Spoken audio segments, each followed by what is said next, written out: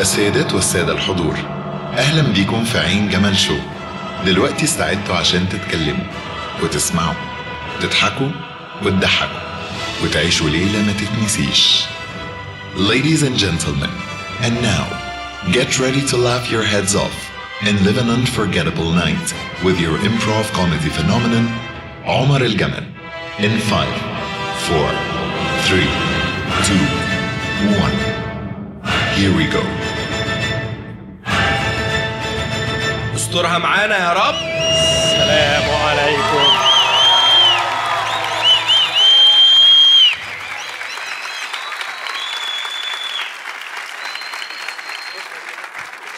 هاي. ايه الاطفال دي؟ وحشتوني. الناس اللي جايه متاخر دي جايه متاخر ليه؟ طب ترقص لي؟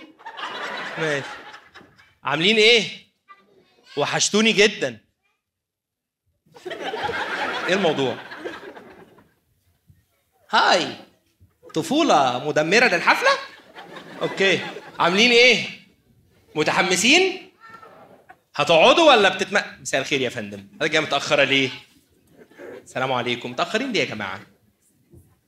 ساعتين الا ربع. اتفضل يا فندم. مش هتقعد اقول لها ايه؟ الست جايه ماشي. هنعمل ايه؟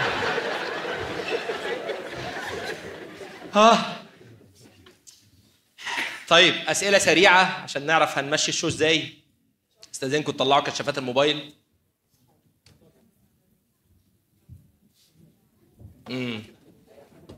طيب نزلوا الكشافات على رجلكم. انتوا جداد كده طبعا، فهمت خلاص. نزلوا الكشافات على رجلكم. هسالكم اسئله سريعه، اللي اجابته نعم يرفع الكشاف لفوق. كم حد يعني حضر الشو قبل كده؟ ماشي نزلوا اتفضلوا. كم حد اول مره؟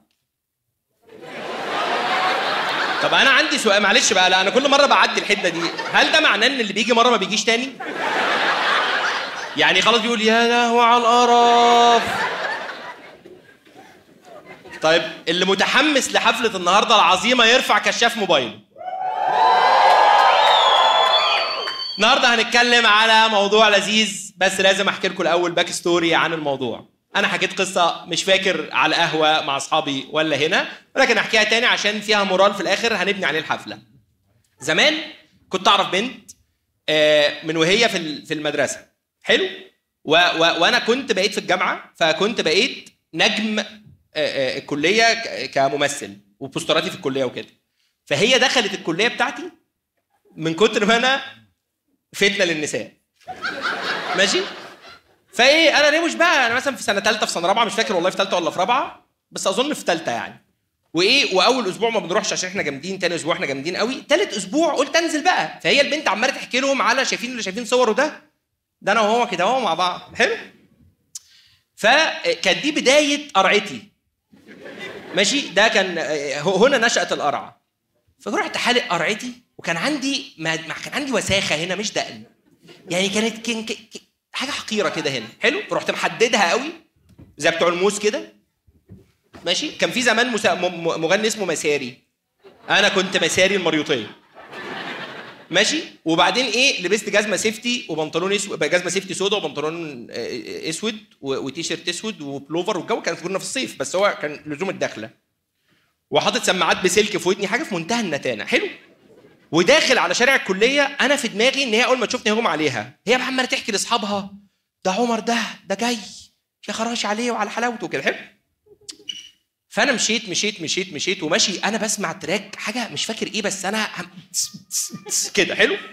بدات تقرب، يعني انا بدات اقرب منها. المهم هم عندنا في الشارع الكليه كانوا حاطين سلاسل عشان ما حدش يركن. السلاسل دي عشان ما حدش بيركن في تراب. دي معلومه مش مهمه دلوقتي، ولكن فضلت ماشي لحد ما شفتها. فهي بقى واقفه مع اصحابها بتشاور لهم. انا شايف المشهد سلو موشن كده. قربت لقيتهم. قلت هل اعدي زي الاندرتيكر من فوق السلسله او عامل كده ومعدي؟ هل ده حلو، ولا الف زي ان اي حد محترم من اخر السلسله واروح لها، ولا انط؟ انا غرضي ان انا عاوز ابهرها يعني.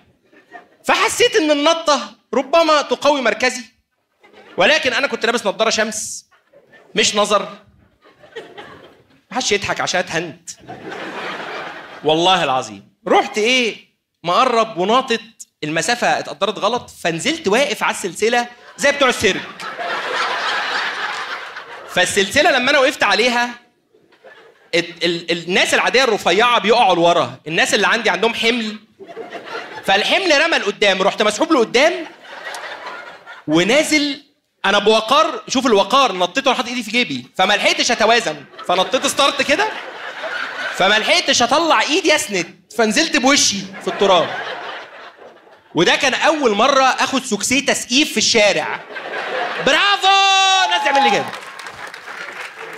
ماشي جميل. قررت انا ومراتي ان احنا نسافر في العيد، اسره سعيده، نروح نقضي 3-4 ايام في اي مصيبه سوداء تاخد. ف في علامات في الاول كانت ان يا اسطى ارجع، بس انا مش محترم، ما بفهمش، غبي. هقول لكم عارفين انا غبي ايه؟ في زمان في ناس غبيه وفي ناس عندها غباء. في ناس انانيه في غبائها. انا بقى خدت انانيه، يعني خدت غباء الدنيا كله لوحدي. انا الغبي لوحدي. ركبنا العربيه طلعنا على الدائري، احنا رايحين حاجه من محافظات البحر الاحمر. ركبت العربيه مشيت على الدائري، وبعدين بدا بعض العربيات فجاه بشكل فج جدا تيجي يمين وشمال بسرعه شديده. فانا قلت دول شافوا ايه الغضنفر جاي، عشان انا بقى عمال اقلب نور الصبح، انا تعبان برضو عندي لطف. فلما وسعوا دوست بنزين جامد، طلعوا بيوسعوا ليه؟ عشان في نقره. خدت النقره، العربيه خدت، عارفين سيري؟ طلعت قالت يا عم. المهم العربيه قعدت تديني كل الانذارات اللي في الدنيا، يعني قعدت تقول لي تيريري ارجع، بس مفيش. انوار ركنت على جنب، كلمت التوكيل، جماعه العربيه مش عندنا نار عصبي، قالوا لي لا مفيش حاجه احنا بصراحه قافلين. قلت لهم يعني اسافر؟ قالوا لي يعني قول دعاء السفر وتوكل على الله. المهم سافرنا، اوتيل لذيذ، رحنا الدنيا جميله شهيه، يلا نروح ننزل الميه. لبست مايو اسود وتيشيرت اسود وشبشب شبه السيفت اسود اللي هو الكروكس ده، ورايحين احنا، هي معاها شنطه البحر وانا ماشي معاها بامن الدنيا، غضنفر عايز ابهرها. المهم هي جينا في حته فيه شجر، فهي راحت ماشيه، انا خليتها تعدي، قلت لها فافي، والله العظيم نطيت من فوق الشجره نزلت على صباعي بقى لونه موف في ساعتها. المهم ايه، قعدت تصوت ولمت عليا الناس، ورحنا كنا قربنا من البول، فانا المهم ايه، خدوني قعدوني على شازلونج كده، صباعي وجعني جدا. فجي راجل اللي هو بتاع البول بوي قال لي ده لازم نحط فيه حاجه ساقعه.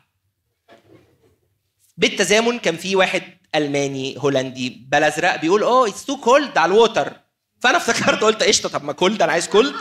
فرحت جاري برضه ابهرها، انا بتحمل الالم، متجوزه راجل من ده. رحت جاري ناطط، بس ما قريتش الساين اللي بتقول ان ده بتاع الاطفال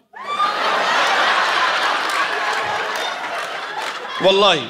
فنطيت بصباعي الوارم، او اللي انا كنت ساعتها لسه فاكر انه وارم. انا هحكي لكم، هي قصه طويله بس معلش، انا بوريكم الغباء يعني والله العظيم، على راي واحد مره قال لي انت لا شعر ولا عقل، هو انا. المهم اما نطيت فصباعي بدا بقى صباعي ما في الاول وجعني الوجع العادي اللي هو بتاع يوصل للمخ ان وبتاع، بدا صباعي بيقول نزلت صباعي.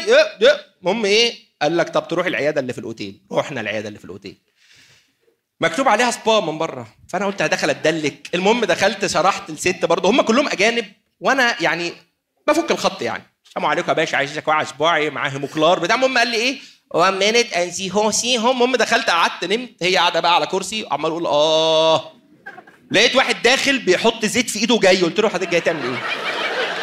الزيت ده ليه؟ حضرتك هتطبخ؟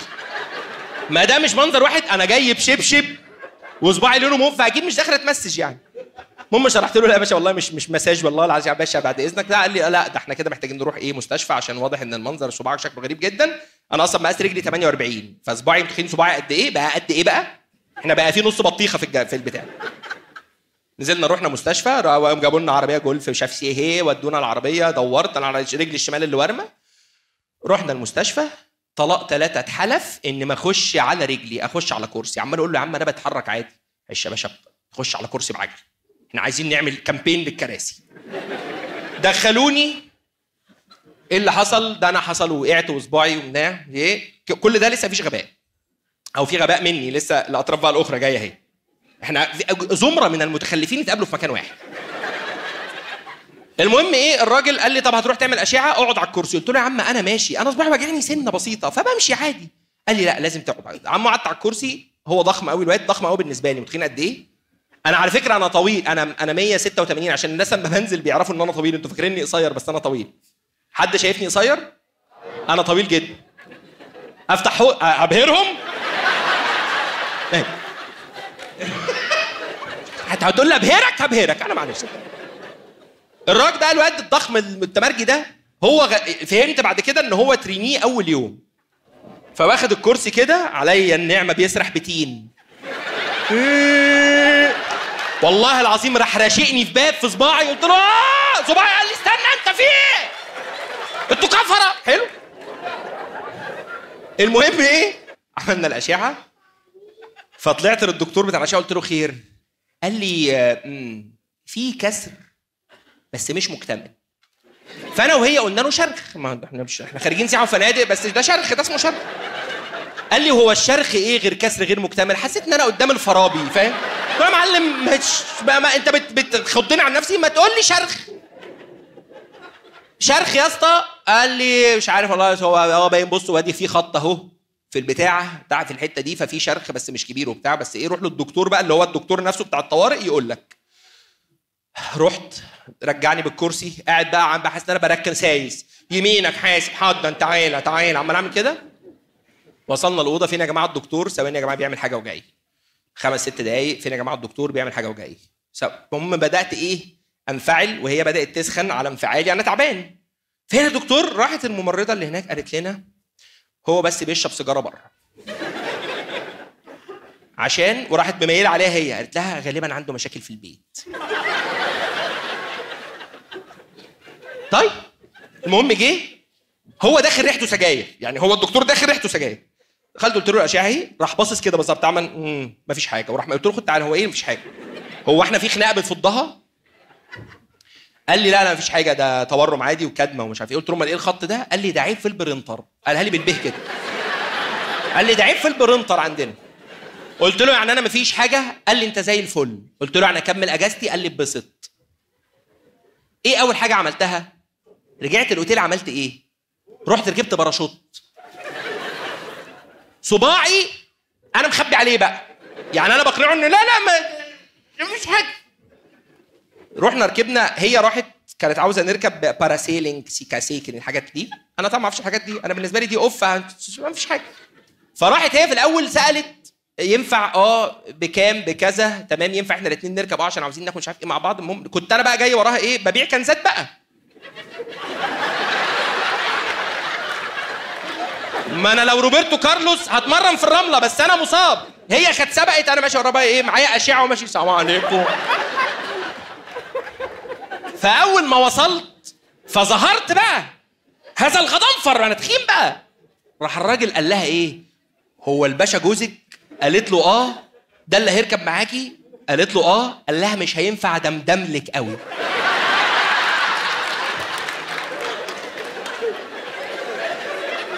كان ممكن يقول اوفر ويت علينا، لكن اداها لها مدملك. عايزه تروح محكمه الاسره من ساعتها. المهم ايه، النقاش انتهى ايه، ان احنا كل واحد يركب لوحده. وقعدت تقول لها معلش وبتاع وانا هخس وان شاء الله وكده. ركبنا الباراشوت. فانا داخل اللانش ده ولا الزودياك اللي هنركب فيه ده، شكلي بعرج. يعني انا شكلي، ما هو انا صباعي مش مقتنع بكلام الدكتور، يعني انا مقتنع صباعي لا، فانا موجوع وبتركب حاجه صح. ركبنا، ركبت هي الاول، طلعت قعد يقول لها هي هو ويصورها وتعمل له كده وتعمل له كده. نزلت جه دوري. فانا طالع بقى ايه، هي الحركه معقده قوي. حد ركب البتاع ده قبل كده؟ بتقعد تدخل رجلك في بتاع زي حفاظه كده، ويقوموا مقنبلينك كده، وبعد كده يقوموا نايمينك على ظهرك. فركبت، عمال اقول له معلش وبتاع. قال لي المهم الكلام على انبساط. قلت له الكلام على انبساط. قال لي هنتبسط مع بعض. قلت له انت طالع معايا فوق؟ يعني انت يعني طب هي اولى المدام. قال لي انا عاوزك تسيب لي نفسك. قلت له ماشي. انا بالنسبه لي ايه اللي هيحصل؟ ما هو ده الجليتش فيه بموته، فلو تعالى نتبسط على الاقل، لو هموت يبقى دي اخر حاجه. ركبت البتاعه. طبعا البتاعه في الاول ايه، كل الناس طلعت ايه زيو زيو زيو، وانا البتاعه يا الله يا رب يا معين. المهم ايه، قعدت انا وهي نعافر مع بعض وانا اشفط كرشي عشان هي كده. المهم ايه، طرت فوق، فهو عمال يقول لي ايه ياه، وانا عمال اقول له ايه بتاع. وبعد كده الرجرجه اللي هو ساعات بيقوم واقف فجاه عشان ايه، يخضك كده يلعب معاك يعني. فصباعي بدا يوجعني من الجاذبيه، ما انا صباعي ميت، صباعي اتوفى خلاص، بدا يبقى يطلع الوان كانه كره ليزر ديسكو. يعني هو بدا يبقى خلاص، هو بقى هو عاوز يكمل بقى، فانا هطلع الاخره وانت كمل انت من غير صباع. فبدات اقول له يقول لي ايوه، هو فاكرني مبسوط، فراح عامل لي باراسيلينج برو ماكس، بدا ينزلني يخبطني في الماء بصباعي ويطلعني فوق. يبقى اي اوف اح اي اوف اح اوف اي اح ده لحد ما رحت راجع بقول يا لا. المهم ايه، راحوا جايبيني. والله العظيم ما في بني ادم عنده وعي الا هي في البتاعه دي، مع ان برضه هي مخها لطيف، لان انا رجلي مكسوره. لقيتيني بقول لك باراسيلينج، قولي لي لا انت تعبانه، قالت لي يلا بينا او رعت. فكل الناس مخها تعبان. المهم قضينا السفريه طبعا ايه، الاوتيل كله اجانب، وفي واحد ماشي معاه كيس دواء ودرنقه، فاهم، ماشي سلام عليكم. خلصنا السفريه، رجعنا مروحين. طبعا احنا ايه، خلصنا مش عادي بقى كده. انا بقى مروح، انا صباعي مش تعبان، رحت لابس جزمه وقميطها، خنقته قتلته، قلت له موت بقى يا ابن الصرموت. فعقبال ما رجعنا انا هموت خلاص، يعني الوجع مش طبيعي بجد بجد، ربنا ما يكتبها على حد يعني. وبعدين ايه، غالبا انا من الوجع مش مركز قوي في السواقه، فتقريبا رميت على بني ادم. حلو. فلقيت عربيه لاده راح جاي جنبي وبدا يعمل لي حركات. فانا بدات اساله على الحركات ليه، يعني مفيش حاجه، انا معايا في المدام جنبي، يعني انزل اضربني بس، ما هي هنا، طب تعالى اشتمني من هنا. المهم ايه، خلاص غرفه ده جه. المهم راح قارص وراح معرض العربيه قدام عربيتي عشان ينزل يتخانق. فانا صباعي مكسور ومتألم، فقلت ايه، هفضل قاعد في العربيه وان شاء الله يشتمني شويه ويمشي. يشتمني بتاع يلا يا ابن كذا يا ابن كذا وخلاص يعني. المهم ايه، انا لسه مش شايفه وهو لسه مش شايفني، احنا كلنا شايفين دماغه، فاحنا مينيونز كده يعني، احنا شايفين الجزء ده من بعض. بعد كده وقف، راح فاتح الباب، وفي حركه مريبه في العربيه، وبعد كده نزل واحد من العربيه قد صباعنا، راجل قد كده، منفعل جدا، وراح موطي، فبقى خلاص هو بيدور حاجه في الكاوتش، عمال يعمل حاجه، وراح مطلع عصايه ايه، كوريك. هنا الادرينالين راح داخل، قال لي صباعي ريح عشان احنا هنتضرب دلوقتي، مش هبهرها، هو اللي هيبهرها كده. فجه، فانا قلت لا هنزل عشان مش هينفع، ما انا يعني على الاقل ابقى ايه، ولا انا من كده لما نزلت من العربيه كان هو قرب قوي، قرب، انا لما نزلت وقفت بقى هو هنا وانا هنا كده. راح قال لي فيك حاجه يا كابتن؟ هو ماسك في ايده عصايه الكوريك. فقلت له، قال لي فيك حاجه؟ انا بطمن عليك. قلت له صباعي وجعني، يعني لو انت دكتور غير اللي بيشرب سجاير، صباعي وجعني. رجعنا على الطوارئ لان صباعي وجعني هنا بقى في مصر في القاهره. دخلنا عند دكتور اقسم بالله سيلز، وسيلز يعني هو مش بيحاول يبيع لي حاجه، هو بيديني كل الاوبشنز. انا دخلت وريته الاشعه، قال لي فعلا في شرخ، وشرخ مش صغير، فمش عارف ايه، بس انت ده غالبا لازم نجبسه، بس اكيد الجو حر انت مش هتحب، فممكن نجيب خشبه زي بتاع الدولسي نحطها في صباعك ونلف، مش كرتون، بس ده هيضايقك في الحمى، ففك ما تعملش حاجه.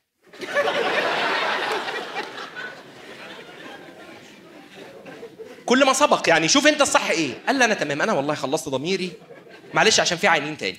حلو. قلت له طب انا موجوع قوي يا دكتور، انا موجوع، انا يعني ماشي. قال لي كتب لي على دواء مضاد التهاب ودهان ومش عارف. قلت له بس انا موجوع دلوقتي قوي وانا لسه ساكن بعيد. قال لي طب خلاص هرش لك بنج عشان تتحمل الالم.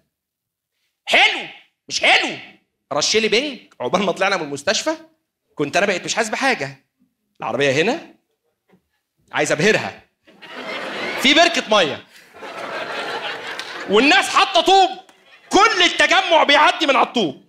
رحت انا واقف ورحت ناطط ستارت، خبطت في الرصيف بصباعي والله. فالبنج راح نازل قال بس السلام عليكم. انا كده دوري والله العظيم، من كتر ما صباعي عمل صوت دخلنا المستشفى تاني.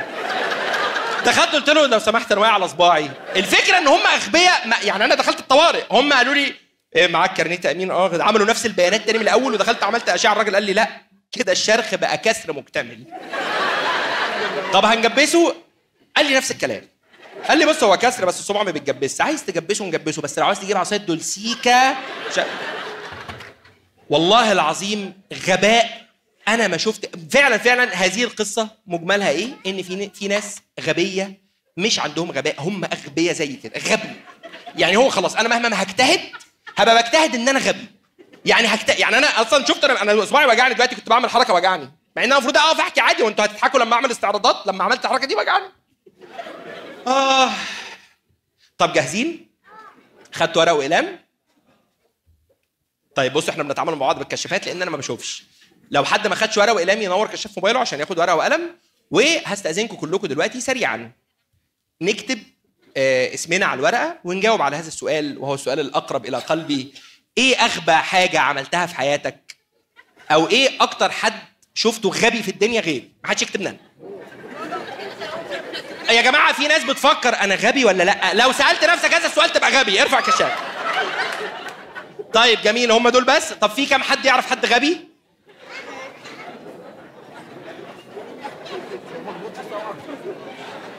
نهار اسود ومنيل. هل الشخص الغبي اللي قصدك عليه ده معانا؟ في انت معاك مين؟ عليا النعمه كنا رايحين نحضر عمر خيرت. غبي جه. طيب اكتبوا اساميكم، محدش ينسى يكتب اسمه، واكتبوا ايه اغبى موقف عملتوه كنتوا اغبياء قوي فيه، او شفتوا حد غبي قوي قوي قوي قوي قوي. وتعالوا نهزر على الناس دي. هموت وانزل الم ورق بس صباعي وجعني. انا هنزل. خلصتوا؟ طب ما اديتوش الورقه لحد ليه؟ ايوه يس. اوه انتوا بقى عمركم ما ركبتوا ميكروباص؟ ابعتوا الاجره. انت عارف في كام ورقه صفراء؟ انا عامه عاجبني مستوى الذكاء. واحد قال لي ورقتي زي صفراء مميزه يعني. فريش تان ده مش ده بايه؟ هو انتوا جايين تحضروا ندوه؟ ما احنا جايين نهزر. ايه اللي لا موضوع الغباء لا ما شاركش فيه. انت لسه جايه ولا متاخره؟ لا معلش عشان اصل بس عاوز اشرح لك على حاجه. الموضوع ما بيبقاش كده، احنا ساعات بنبقى طالب اكل بيتاخر. يلا عملنا شويه ورق زي الفل عقبال ما نعمل فلوس كده.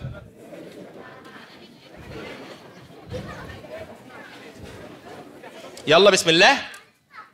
عايز اقول 3 معلومات. المعلومه الاولى ان انا نسيت اقول ان الشو معتمد على حضراتكم، فلو الورق ده لذيذ الحفله هتبقى لذيذه. مش لذيذ انا خدت فلوسي. ده واجب التنويه. عشان ايه؟ هتقولوا ده دمه تقيل وبتاع الورق. انا باشا جاي اقرا، انا ده من بريد القراء. تاني معلومه ان احنا النهارده الحفله رقم 42 لعين جمل مرورا 3 سنين.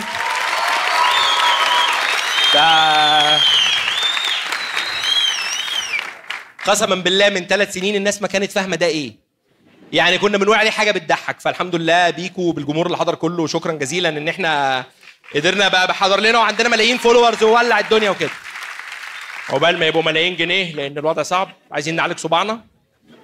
المعلومه الثالثه ان انا هطلب منكم تقولوا تغنوا هابي بيرث داي تو طنط هنا عشان النهارده عيد ميلادها، وانا وعدتها ان ده هيحصل.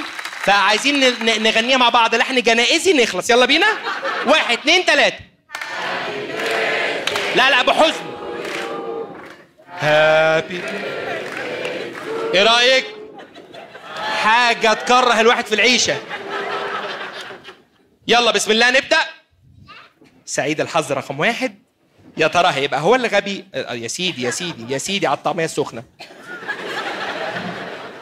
يا ترى هو اللي غبي ولا يبي يتكلم عن حد غبي؟ وده اللي هنشوفه مع فاطمه علاء.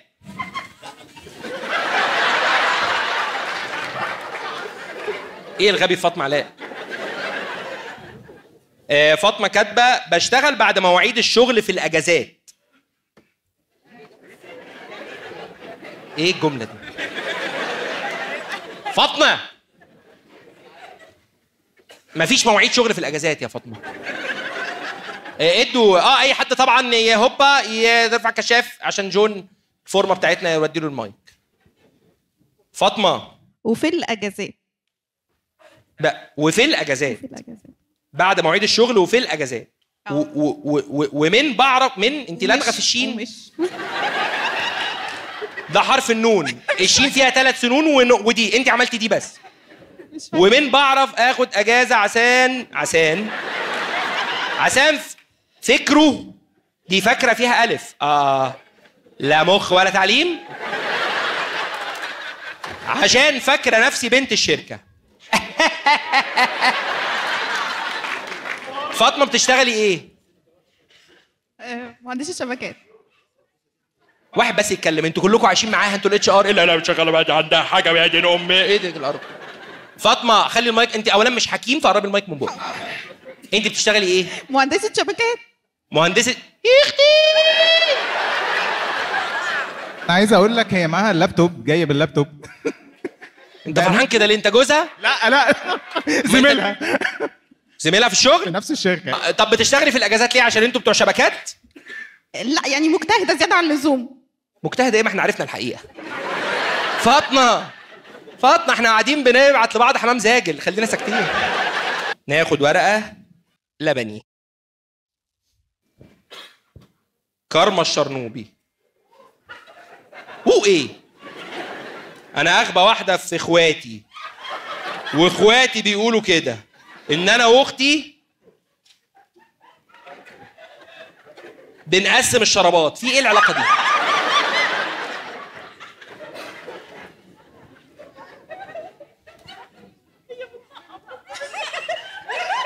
اتخانقوا على الشرابات.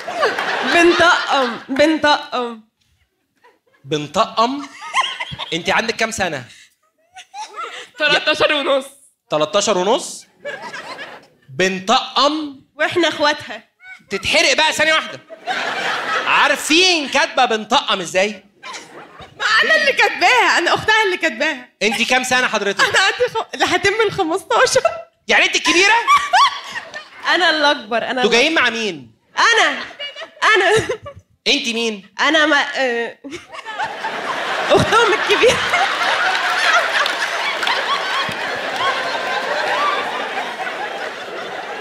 انا ملك اختي. انما دي انا ملك اختهم الكبيره. رحنا مستشفى مع ماما طلع بيها مش ظابطه. انا ملك اختهم الكبيره. انت كام سنه؟ انا 18 سنه. هو انا نفسي حد يعدي ال 20 وبعدين كل الحاجات 16 سنه. انا بسمع ايه 16 اول واحد 13 تاني 15 تالت 18. انا 18 سنه. حلو. انت اللي كاتبه الورقه؟ طيب لا الكبيره العاقله كاتبه بنطقم ازاي؟ كاتبه الوسطانيه هي اللي كاتبه. انا صباعي واجعني. هل انا كده صوتي لسه واضح؟ طيب عشان انا حاسس ان انا معيشكم في نفسي. معلش عشان التخن وكده الراجل قال لي ان انا مدملك. ممكن اقول كاتبين بنطقم ازاي عشان اخلص ارمي الافيه؟ اتفضل. هم كاتبين ب كلهم كأسرة، ب نون ط همزة على نبرة ميم. خريجين معاكم دبلوم ايه؟ احنا اختنا الوسطانيه بتحب تجيب شرابات كلها عليها اشكال غريبه جدا، فاحنا كلنا لما بيعجبنا بنقول لها ان احنا الثلاثه نلبس نفس الطقم. هي بتشتغل ايه؟ لا ما بتشتغلش. يعني انتوا كلكم مين بيصرف عليكم؟ امي. طب ما تجيب لكم كلكم شرابات. يعني ليه بتستنوا هي تجيب وبعد كده تقولوا يا ابويا اوعى الكوارع الوسطانيه؟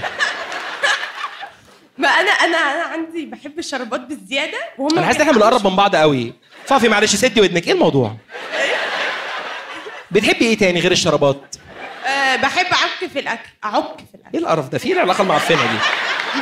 عمر ايوه بتاكل تيرمسو بالمحشي. ايه الترمسو؟ بتاكل ايس كريم. دي الكيكه اللي بالبن؟ بتاكل ايس كريم بالمكرونه. ايه لاين؟ تورته وبيتزا بالتورته. خلاص ده انتوا على ايه ده؟ انتوا تجيبوا الشرابات دي تشموها. ممكن اقول لك حاجه يا عمر قبل ما نخلص؟ اتفضلي. انا بحبك قوي لدرجه ان انا بتفرج عليك في كل حته.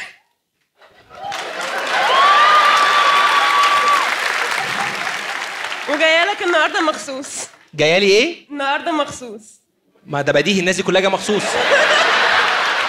يعني اول مره اجي لك مخصوص، فعشان كده مبسوطه جدا. الله يخليكي، منورانا. ان شاء الله تبقي بعد كده من الناس اللي بترفع الكشاف مرتين، لان انا عاده الناس كلها بتقول لي كده وما بيجوش تاني، بدليل ان كلكم جداد. انا حاجه عشان بحبك. شوف خلاص عشان المدام قاعده. وبحب المدام برضه. تحب؟ لا نامي بهدومك يا بيه. طيب ناخد ورقه صفراء. واحد صاحبي سرق عربيه والده. انت ليه قلت والده؟ ده حرامي، ما تقول ابوه. وسابها في الشارع ومشي. زيكا انت مخبر او مرشد؟ سفل. سلام عسل يا صاحبي. ايه الكلام؟ لا هو انا صاحبي ده معذبني معاه، يعني ابسط كارثه ليه موضوع العربيه. هو سرق عربيه باباه. هو انت مالك؟ هو جه يشكي همه، بيقول لي انا قول لي احكي لي. بيقول لي العربيه انا خدتها من ورا والدي، واكتشفت ان هو كان شايل منها الميه عشان ما تتحركش. اكتشف كده فين؟ بيعطش السوق يعني. يعني ايه شال الميه ازاي؟ قاعد يشفطها من الطرمبه. بلاوي عايز استفرغ ميه رداتين.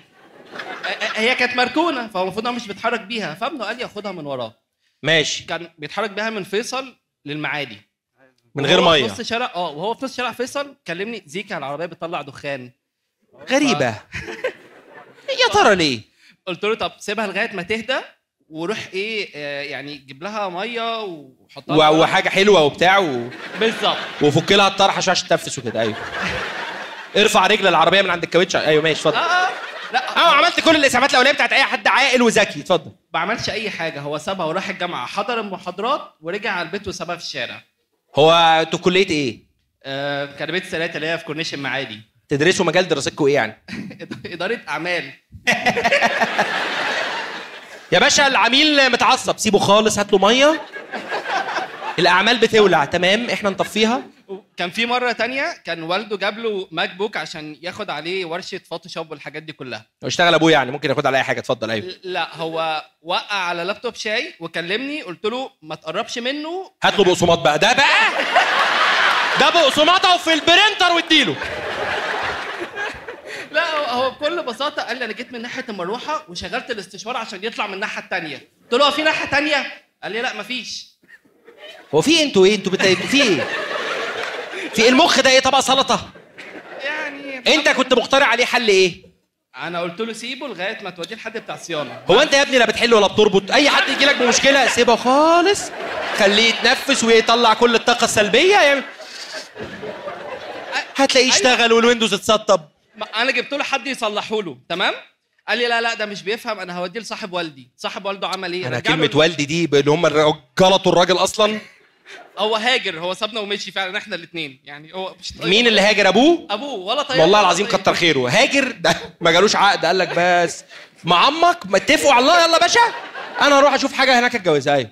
فالمهم رجع لي قال لي انا رحت لواحد شكله مش تمام. قلت له ليه؟ جايب لي الماك بوك من تحت في مسمار مدقوق فيه، مربطه كده من الجنب شويه. انت قلت له ايه؟ سيبه خالص، خلي المسمار يبرم لوحده، يقلوص منه كرباك. زيكا. ايوه. انت عندك لطف يا زيكا. شكرا. انا اديتك الاستند. خدوا منه المايك لحسن يسيبه خالص، يهدى خالص. هو هتسيب المايك؟ مريم رجائي. بسيب الباب مفتوح للحرامي عشان يسرق. بسيب ده فعل مضارع متكرر. عمو النهارده الخميس ويوم السرقه. هاي يا عمر. هاي. معقوله؟ اوكي. بص بقى، كنت في مره خارجين انا وجوزي وكده، وعايزه بقى ابين له ان انا ثانيه واحده.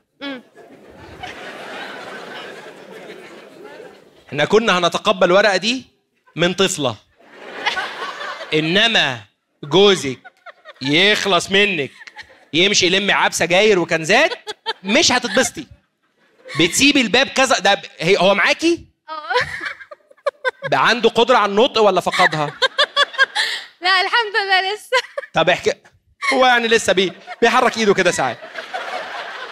طيب احكي لنا القصه من وجهه نظرك، ايه اللي حصل؟ لا ما فيش، احنا روحنا فانا قلت ايه انا هدخل قدامه افتح انا باب الشقه وكل حاجه مروحين من الخروج عادي. ماشي. ففتحت الباب ودخلنا ونمنا. تاني يوم الصبح هو رايح الشغل بيفتح الباب لقى المفتاح بره. اتسرقتوا؟ لا الحمد لله ما حصلش حاجه يعني. اديله المايك. ازيك يا عمر عامل ايه؟ ازيك انت مع ايه؟ ليه ايه اللي جبرك؟ لا هو خلاص انا اتعودت على الموضوع ده. هي على طول بتسيب الباب بره، المفتاح بره؟ هي مره سابت الباب نفسه مفتوح، مش حوار يعني مش قصه. بس انتوا عرفتها فين؟ ايه؟ عرفتها فين؟ لا عرفتها عادي من الكنيسه وكده. اوكي. طب يا عم ماشي. بس لا يعني ما عندناش طلاق.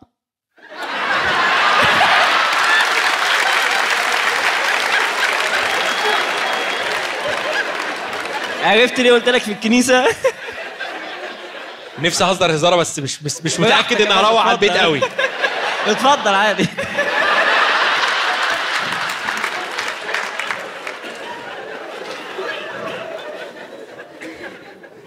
فين نورهان محمد؟ دي اكتر حد فاقد شغفه. قالت لي وانا بركن واحده صاحبتي لو طلعت الورقه اكمل بقى عشان مش قادر اكتب. عشان انا قرفانه قرف. يا باي على دي حفله منتنه. نورهان. أيوة. لو حد يعرفها يصحيها. فين؟ انا هنا. نورهان نوري كشاف الموبايل عشان اعرف انت فين ابص صح. انت هنا؟ ايوه والله يا ابني وانا كمان. ايه اللي حصل يا نورهان؟ يعني كنت مع واحده صاحبتي اغبى واحده اعرفها في حياتي باين. ايوه. ولسه جايبه عربيه جديده. ليه استني واحده في ايه؟ مين داس له على زوره ولا في ايه الطفل؟ مين اللي ضربه؟ قال ايه؟ شتمني؟ لا انا خلقي ضيق. فقد شغفه الطفل قال لك يا ابويا على كلام الناس المتخلفه. نورهان. ايوه. اتفضلي يا فندم.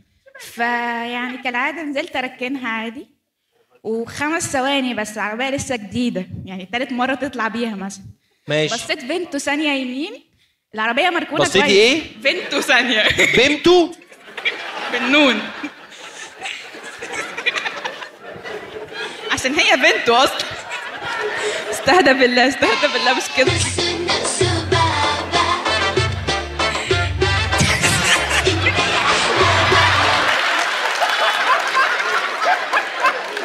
معلش يا نورهان هرجع لك. صلاح في ايه بيحصل فوق مخليكم شغالين نوسو بابا؟ يعني انا مؤمن ان الانسان ممكن يغلط، مشغلين نوسو بابا ليه؟ يعني اللي فوق صلاح وحفيظه وحمزه كل حاجات عامله كده، بتتفرجوا على ايه؟ شغلها وانا هتعب. ثانيه واحده عجبتني. بنته ثانيه؟ يعني خلاص بقى.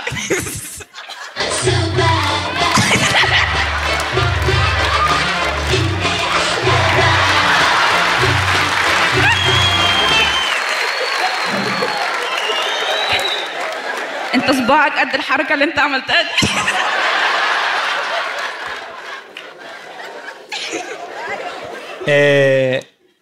اسمها فهمته ثانيه بالاف. ماشي. بنته احمد زويل طلع رقع يا لا فهمته. المهم يعني كملي. بصيت الفنتو زي اللي انا بصيتها راحت بيو خبطه العربيه من ورا. بيو ايه؟ ده انا عامل استعراض هنا اطلع اشتغل بيه في باريزيانا. قالت روح عامل بيو اتو الاوصاف عندك فيها اللغه كلها فيها حاجه اصلا. انت منين؟ انا من هنا. خلاص نتقابل ان شاء الله.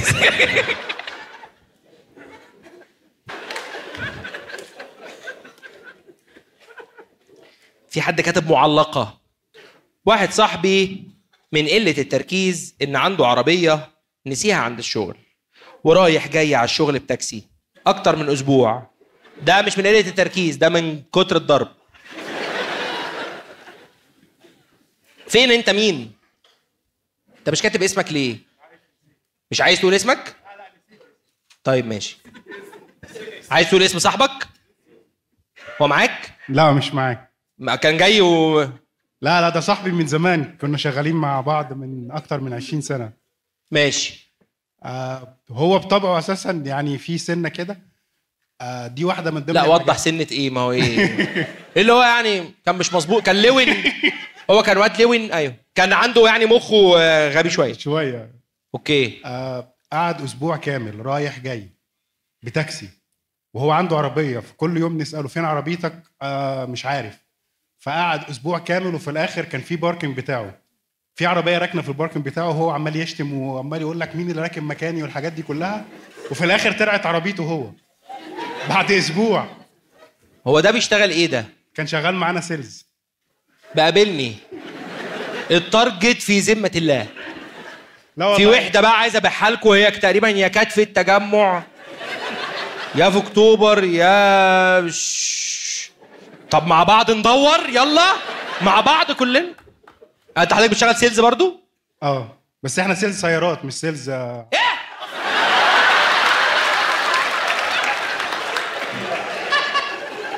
عربية دي هايلة تقريبا بتاعتي، الله اعلم.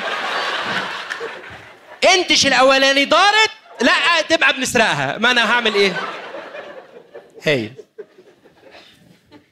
ناخد ورقة موف. ايه معانا ورقة موف النهارده؟ يا الله، ورقة فرانكو. خديجة وهاجر.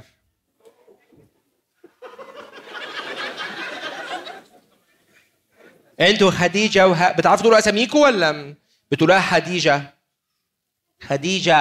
خديجة كاتبة ايه عقبال ما يروحوا لها المايك؟ كنت سايقة الجولف كار دي اللي نقلوني بيها المستشفى، وبعدين فصلت في نص المطلع، رحت نطة وهي جريت لورا ودخلت في الزرع زي ما انا نطيت. يعني انا والجولف كار كومن.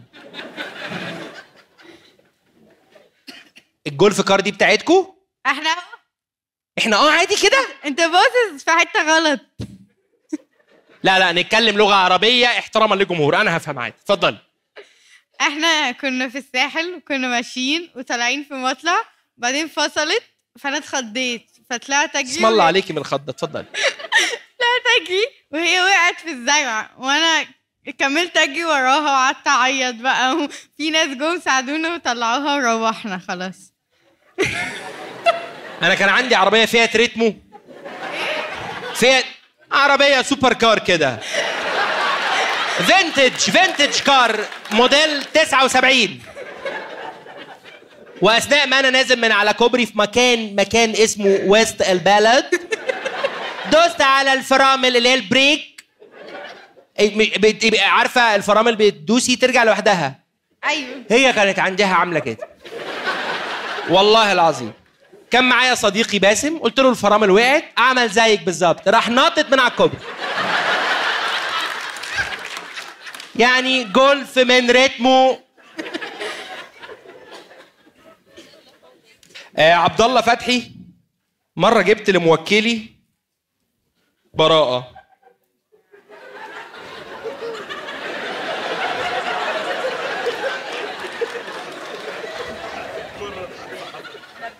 زعل. هو جاب له براءه من اول مره، زعل عشان كان نفسه يروح الاستئناف. يا هموت واستأنف. ازيك يا عمر؟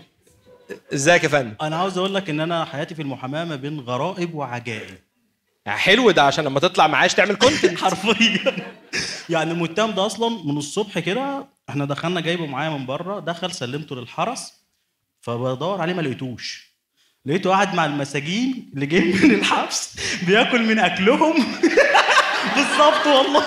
بص يا باشا، شبر وقبضه، فاهم؟ ماشي. بياكل من اكلهم. فانا دخلت بقول له يا ابني العيال لسه جايه وبتاع، انت جاي من بره وفطران وبتاع. فهو تقريبا كان شارب، فقال لي يا باشا عادي يعني دي لقمه بتكفي 100. قلت له يا عم ماشي سهل. شويه واحنا طالع بقول له هو كان ممسوك في ايه الاول؟ سلاح ابيض. ماشي. فالمهم ايه، وايت ويب نايفز لايك يو نو، عارفه الغداره هي دي. ايوه. المشكله مش في كده، المشكله بقول له هات البطاقه عشان نحضر قدام القاضي. رحت حاطط البطاقه بتاعته في جيبي، ورحت مطلع بطاقه انا ومديها للسكرتير يثبت حضوري. هو حاضر مع المتهم، انا المتهم. اصل هو معاه حاجه فبقى انا المتهم، اخد انا براءه. المشكله ان السكرتير عادي ثبت الحضور برضه، واترفعت وخدنا براءه وطلعنا. فبقول له فين بقى الاتعاب؟ انت اديته براءه؟ جبت له براءه؟ جبت براءه الحمد لله. تمام. فاحنا طالعين، مع ان هو كان معاه. لا ما ده سلاح ابيض ملهاش علاقه بدي. المهم واحنا طالعين، فبقول له فين بقى الاتعاب؟ تمام. فقال لي يا عم اتعابي انت عملت ايه؟ خدت براءه، انا كنت عاوز اعمل استئناف. جبت لي براءه. اديني استئناف واحده نقد، حاجه طرش كده، نلبس ابيض احمر اخضر اصفر، ودي الدنيا معايا. عايزك انا عايز اعمل كونتنت يا بقى. ماشي. اول مره يجي لنا محامي في الشو. منور يا باشا. كيفن مره لا بس ده كتب عربي بصراحه. مره كنت بغش في الامتحانات، هتحتاج محامي اهو. غش، فساد، محسوبيه، رشوه، باشا ينعم عليك. وكنت هتقفش او كنت هتفستك، هو كاتب كده، كنت هتفشخ، مش عارف كاتب ايه. وقلت له بعت مامتي فين المجتمع ده. استنى كيفن، انت قد ايه الاول؟ هو ما بيكتبش عربي فانا اللي كاتباله مامته، معلش. كنت لازقيها فيه. والله كنت. هاي كيفن. هاي. بتكلم عربي ما تخافش. لا انا عايز كيفن مش والده. انا اهو. لا ده مش استدعاء ولي امر. انا فين كيفن؟ انا اهو. انت كيفن انت كيفن عندك كام سنه؟ 16. نهزر عادي. اوكي. كنت بتغش في الامتحان وكنت كنت بقى هتمسك. كنت هتمسك سوري يس. وقلت له بعت مامتي. لا كنت ببعت لمامتي. بص لما بنكتب ببعت بيبقوا الاثنين به. انا ما كتبتهاش. كلام مش ليك يا اسطى. احنا مش بننوع في الحروف. مش لازم نعمل فرايتي يو نو. اوكي. بعد 2 minutes اتقفشت وقال لي ان العقاب هيبقى مضاعف عشان كدبت. ايه العقاب؟ كنت بغش. كنت بتغش وكنت خايف اسقط عشان لو قسطت. If I fail. Yes, continue in English and I'll understand that the translate for this people. If I fail مامتي تولع فيا يعني. كنت مضطر اغش وغشيت وكنت هتقفش. ما تحورش، ما كنتش مضطر. وانا عايش في كندا ما انا عارف العيال كلها شمامه هنا، مش عايز اتكلم. Like بيشموا بودره you know. اوكي. ماشي انا بحب اترجم لكل الثقافات. يس. Continue كيفن. فقال لي انت بتعمل ايه؟ قلت له ببعت لمامتي حاجه. فقال لي ماشي. وبعد دقيقتين لف ولقيت. هو انت كنت داخل اللجنه بالامتحان؟ بالموبايل. انت كنت داخل الامتحان بالموبايل؟ ده عادي؟ Is it legal؟ legal اوكي. دي مدرسة ايه؟ احمس؟ What's his school؟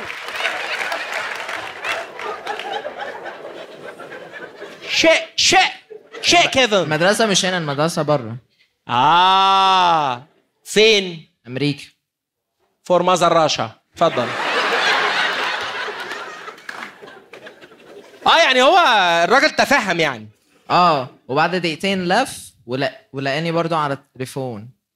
قلت له سوري بعمل اوردر لماما المره دي شيء توبيك مختلف عن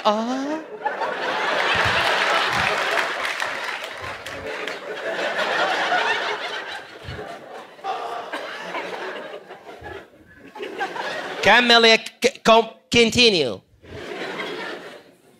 فرحت للمدير وقال لي suspension for اسبوعين. اجازه من المدرسه. اجازه، اداله اجازه، قال له احنا مقدرين مجهودك في الغش واسبوعين وركينج فروم هوم. انت زعلت لما عمل لك سسبنشن فور 2 ويكس؟ لا. احنا كانوا بيجيبوا عندنا حصان وكهارب بتبقى لمبه ريد تجري زي الورقه كده، وهورس تيري تيري كده.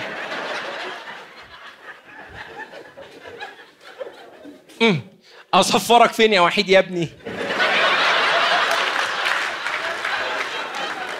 طب هو اداك اسبوعين منعك من الحاجات؟ لا ما رحتش مدرسه اصلا. ايوه ما ده نفس المعنى.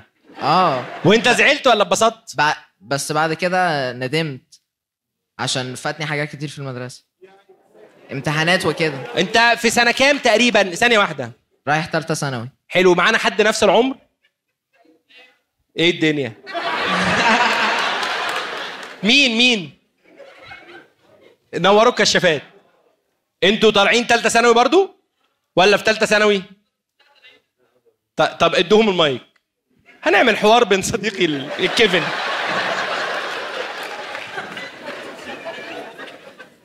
هاي. هتروحوا المدرسه في 3 ثانوي؟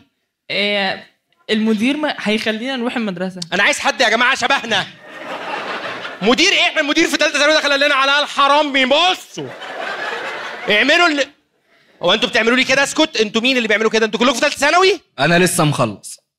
في حد يا جماعه من مدرسه تجريبيه بتاع؟ ايوه تعال. انت فين يا صاحبي؟ انت انهي واحد؟ ايوه تعالى هنا. انت ده؟ ايوه. رحت المدرسه؟ والله هو مفيش مدرسه في ثانويه عامه. شايفه كيفن؟ كيفن احنا عندنا الثالثه ثانوي دي بتبقى اوبن بوك، فاهم قصدي؟ بتبقى مندوب، يعني بتبقى زي السفير كده. اوبشنال يعني. امباسادور فور ذا سكول ان ذا هوم. اوكي. في اوبشن انك ما تروحش دروس برضو. انت بتاخد دروس يا معلم؟ انا خلصت تمام. انا لسه مخلص امبارح. خلصت؟ عملتوا ايه في الامتحانات؟ بره عن الفيزياء والكيمياء يعني عشان الفاظ في. لا انت كنت علمي حد ادبي؟ انا علمي رياضه. علمي رياضه؟ كنت السامعين جميعا. ايوه استعجل. خلاص انت هتقوم تتكرم. ايوه. علمي رياضه 52%. كيفن خلص شيخ زايد جو تو ذا ايربورت باك تو امريكا. كيفن عشان الدنيا بايظه هنا خالص. قال لك فاتني حاجات. انا سالت دكتور وانا في الجامعه، سالت دكتوره الفرنساوي عليها في اللجنه. قلت لها لو سمحتي فين دكتوره الفرنش؟ قالت لي انا دكتوره الفرنش.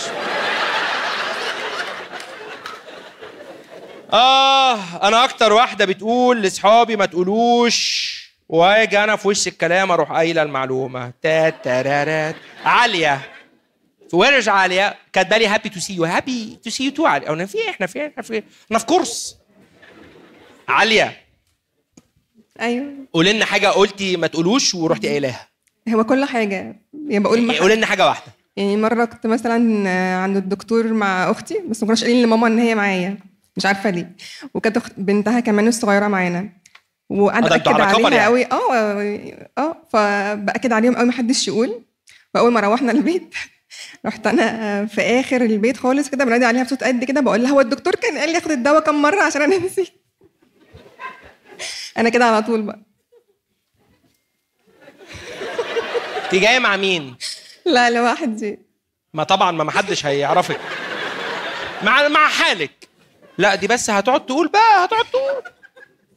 بس ده مش ده طيبه مش هم اصحابي ولا هو انا على طول كده ما حدش يقول واجي انا اقول في نص الكلام اروح واقفه بقى. انا مره عملت كده مع اصحابي، كنا بنتكلم في سفريه وكان في واحد صاحبنا داخل الجيش، فاحنا مش عاوزين نقول ان احنا اول ما يخش الجيش هنتبسط وهنروح وكده زازا ماشي. والله العظيم عمالين نقول ايه لا يا جماعه ما حدش يقول قدامه ومش عارف ايه وبتاع. وجه فعملوا لي انا خلاص ده اخر اجازه وهروح بقى، ومركز التدريب بيعمل كده. رحت قلت له يا معلم عادي هندعي لك من السخنه والله العظيم. هو من كتر ما احنا اتوترنا في ناس بدات تقول السخنه دي على حاجه تانية، ان ايه الارض سخنه كده يعني، بدأنا نقول الحاجات. يلا. محمد اسحاق، كنت في رحله نيليه في الاقصر واسوان. المركب كانت هتتحول انا ما كنتش معاكم. محمد اسحاق. ما عادي، انت اسمك محمد اسحاق. ايوه يا جماعه عادي، هو انتوا في ايه؟ انت يا جون زعلت ليه؟ ما انت فاكر كل الاسحاق تبعكم؟ ما في تبعنا اسحاق. لا بعد اذنك اي اسحاق معانا يا باشا. ما في ايه؟ ما فيش حاجه. ولا انت مش محمد اسحاق؟ الاسم ده عامل مشكله من زمان. يعني انت محمد؟ انا محمد اسحاق. طب جميل، مفيش مشكله. انت يا اسطى في ايه؟ عايز إيه انت ايه؟ هو ايه اللي بلا شو بلا خاره ايه يا اسحاق؟ ماشي، انت كنت في رحله نيليه في الاقصر واسوان، المركب كانت هتتحرك وانا كنت بجيب حاجات وتاخرت عليها. شفتها بتتحرك، رحت جاري وناطط من مركب لمركب، وكنت في ايه؟ احمد السقا؟ مايكل جوردن. احمد اسحاق ولا مين؟ مايكل جوردن. حصل ايه اللي حصل؟ المفروض ان وقعت طب في الميه ولا؟ لا ستر من عند ربنا. بس أوكي. يعني انت بتتكلم في حوالي 4 متر، ان انا انط 4 متر كان غباء مني. ما انا كنت اقعد استنى. كنت فين انت وانا بنط من يعني 4 سم وقعت؟ سلامة رجلك الاول كنت عايز اقول الله يسلمك. لا خلاص مش مهم، الحمد لله. بس يعني انت نطيت 4 متر فعلا؟ والله العظيم. انت رياضي ولا انت كنت مغسل وضامن جنه ولا ايه وضعك؟ جودو كده زمان، بس يعني ان انا التفكير شويه ان انا طب ما استنى، طب اكلم حد، طب بتاع، لا رحت ناطط من مركب لمركب. احتمالياتها كتير، ان انا كنت ممكن اقع، ممكن مش عارف ايه، تنزل تحت الموتور تتاكل بالظبط. والله العظيم تبقى وجبه غنيه لسمك التونه العنيده. فاهم قصدي؟ كان زمانك محمد اس وفي دار الحق بقى، فاهم؟ بس كان التفكير ان انا ما فكرتش شويه، فده اعتبر ان هو كان غباء. انت بتشتغل ايه؟ انا هيد اوف تكنولوجي في بنك. وات؟ معانا واحد هنا ولا كيفن متعلم بره وبتاخدوا انترنشيب ولا حاجه؟ هيد اوف تكنولوجي. تكنولوجيا. ميرنا موقف غبي. رجلي اتكسرت واتجبست، وبعد ما فكيت الجبس كانت رجلي لسه بتوجعني. رحت للدكتور شرحت له وعملت اشاعه وسالته هل حاجه، وكتب روشتة فيها دواء. كتب لي روشتة الدواء وانا ماشيه سالته مش هعرف اروح الجيم عشان تخنانه. قال لي هو انت اصلا بقى في ايه ده؟ هو اخر حاجه وانت اصلا ايه؟ انا هو ايه الموضوع؟ اخر حاجه ايه؟ عايز اعرف اخر كلمه. او ده اقرب موقف غبي يعني اللي في دماغي. انا والده قريب ورجلي اتكسرت في حوار يعني اخر كلمه دي بترضعي؟ ايوه. اصل انا كانت السياق ما فيهوش اي نوع من انواع الامومه، فانا كنت مش فاهم، عمال اقول ان شاء الله مش اكيد تبقى حرام عليكم وترتوني. واحده رجلها مكسوره عايزه تروح الجيم، راح الدكتور قال لها بترضعي. صح؟ انا مش غريب، هو الموضوع الورقه صغيره ما عرفتش اكتب. اتفضلي يا فندم. ما شاء الله مخك بسيط، اتفضلي. بس خد بالك دول بيبقوا بركه الحفله. ايوه اتفضلي. ايوه اتفضلي.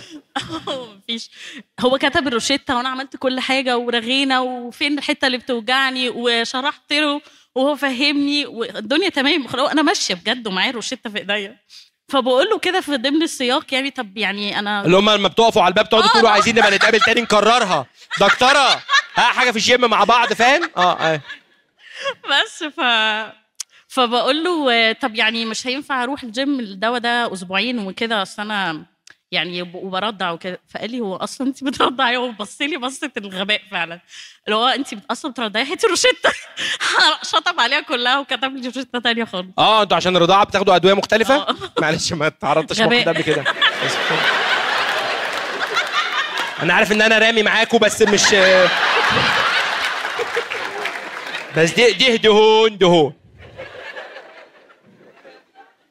انا نسيت اقول حاجه مهمه، ان الناس تكتب رؤوس المواضيع. انا مش متخيل، حاسس انا بصحح الكومبريهنشن يا كيفن، فاهم؟ اقنعت مراتي في الهانيمون اننا مسافرين سهل حشيش بدل زنزبار، وخليتها تجيب الباسبور وتاخد التطعيم وهي مش فاهمه. فين هي بقى؟ انت فين يا عبد الله؟ عبد الله هنا عبد الله، برفع الكشاف يا عبد الله عشان انا لو جبتك هنا هتفهم. الاضاءه خابطه في عيني فانا مش شايف. ماشي. هبعتك زنزبار. الناحيه هناك البلد أيوة. انا اقنعت مراتي، سهل اقنعك انت كمان. لا اتفضل. انت كنت ايه الموضوع؟ بص، احنا صحاب اصلا من الجامعه وعشره 10 سنين وكده، فهي اللي صوتت كده؟ لا، فهي بتأمن. اسكت، انا فاهم قوي في البيت ان احنا معرفه صالونات. 10 سنين ايه؟ بيتك. مش معنى ان احنا اتجوزنا ان احنا نقول بقى ان احنا كنا مصاحبين 10 سنين ماشيين مع بعض. مش عايز اتكلم. اتفضل. بس فهي من كتر ثقتها فيا بتأمن على اي حاجه بقولها. بس أيوة. فانا كنت عايز اعمل لها زي مفاجاه وبتاع، ان احنا ايه يعني، احنا مسافرين بالطياره بس احنا رايحين سهل حشيش، وانا اصلا حاجز زنزبار وعامل لها الفيزا وكل حاجه. حلو. بس كنت عايز بقى اوراق منها. بالظبط. فانا بقى قلت لها انا عايز الباسبور، فبتقول لي ليه احنا رايحين سهل حشيش؟ فقلت لها انت عمرك ما رحتي مطار قبل كده ولا ايه؟ انت ايه؟ انت ايه اجريكلتشر؟ ايوه.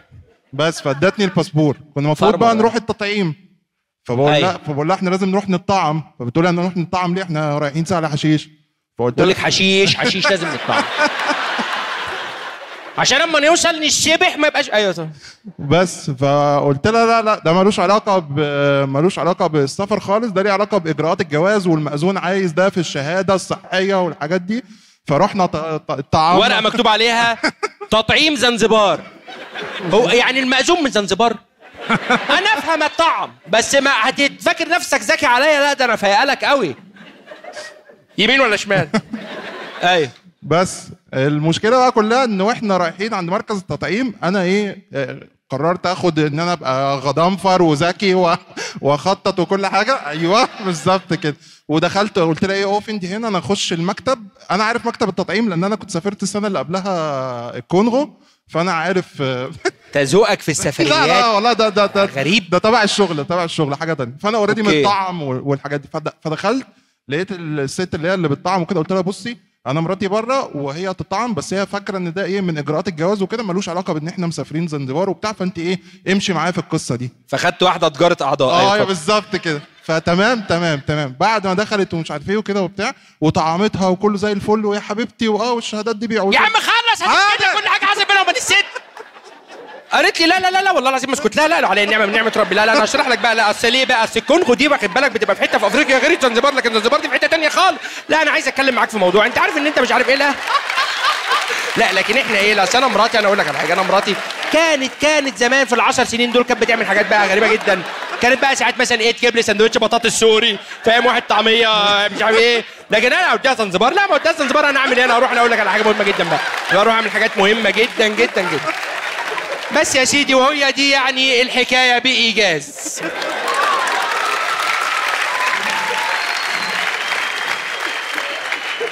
انا مش مكمل. لا والنبي مش مكمل.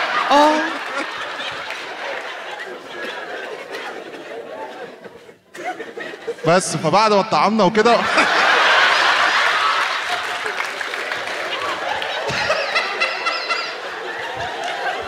انا اسف والله بس ده كوميدي شو. اتفضل. ايوه يا فندم اتفضل. واحنا خارجين ماشيين، قامت هي الست دي قالت لي استنوا، انتوا مش رايحين زنزبار على طول، ده انتوا ترانزيت دبي. استنى اعرف في تطعيم لدبي ولا لا. هو انت بتحكي القصه دي عشان تبين ان الممرضه غبيه؟ والله الموضوع كله فيه غباء يعني. انا حاسس ان كنت اقول لها اسهل. معلش اديها المايك. هاي. ما شكتيش للحظه انك رايحه زنزبار؟ لا خالص. ليه؟ ده حيلا باسبور وتطعيم زنزبار. طب هي ما جاش. طب ثانيه واحده، اكتشفت امتى انها زنزبار؟ واحنا رايحين المطار. يعني مش وانتوا في الطياره؟ لا اصل كنت في حته دوميستيك، فلو رحت مصر زنزبار. زنزبار دي ترجمه سهل حشيش. انا عرفت واحنا رايحين المطار عشان اصلا ما لحقناش الطياره. هي بتقول حاجه صح؟ بتتكلم؟ انا مش سامع. استنى ما حدش يضحك. اتفضل يا فندم. عرفت واحنا رايحين المطار عشان احنا ما لحقناش الطياره، فعرفت بقى ان الطياره اصلا بتاعت زنزبار فاتتنا خلاص. هو بقى قعد يقول لك ايه؟ يلا يا روحي مع بعض. يلا يا ماما عشان في طياره اللي سهله يلا عشان زنزبار. وراح واخدها مني. معلش. طب اتبسطتوا في زنزبار؟ كنت هتتبسطوا اكتر في سهل حشيش عامه. لا احنا نشجع السياحه في بلدنا ولا زنزبار ولا الكونغو. تشتغل ايه في الكونغو؟ مروض فيله.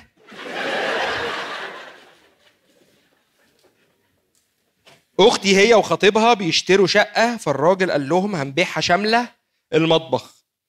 قالت له وانا الاجهزه والحلل اللي اشتريتها هنعمل فيها ايه؟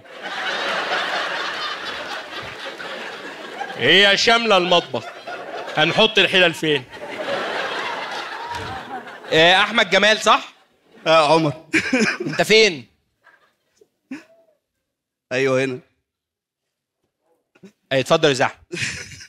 الموقف ده لسه حاصل من كام يوم. فاختي وخطيبها بيشوفوا بيتفرجوا على شقه، يعني هيشتروا شقه، فالراجل بيقول لهم انا هبيعها شامله المطبخ يعني. فقالت ايه ده ازاي هناخدها؟ لا طبعا مش هينفع. طب والاجهزه الكهربائيه والحلل والحاجات اللي جبتها دي هعمل فيها ايه؟ هي فاهمه ان شامله المطبخ ده كل حاجه جواه، العده اللي فيه بالطباخ بالزوج بالزوجه بالاسره، وهم يروحوا يشتغلوا عندهم.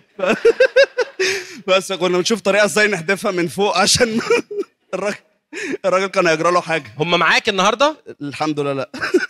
انت جاي مع مين؟ مع مراتي. اديها المايك. ليه بس كده؟ هاي ازيك يا عمر؟ هاي. ايه تقييمك لمستوى ذكائه؟ لا هو مستوى ذكائه كويس جدا، هو ابن عمي اصلا، فهي بنت عمي اللي هي اخته هي المستوى ذكائها. هو كان اناني، خد الذكاء كله وسال لهم خدوا انتوا دول بقى. كل ورثهم في الذكاء يعني. فاحنا بنحاول نلم الموضوع عشان خطيبها كل ما موقف لموا الموضوع هنا؟ لا والله ده سر ما بيننا. لا لا لا لا، اصل الموضوع ما يتحكيش يعني قدام حد، احنا نقوله ينزل على النت.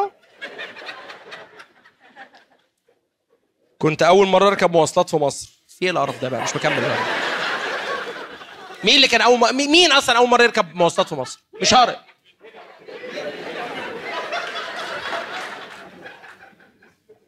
هاي عمر. هاي. فروم وير؟ يمن. اليمن؟ يس. على راسنا اجدع ناس. اتفضلي يا فندم. كانت أول مرة أركب مواصلات عشان السياحة في مصر. وكده.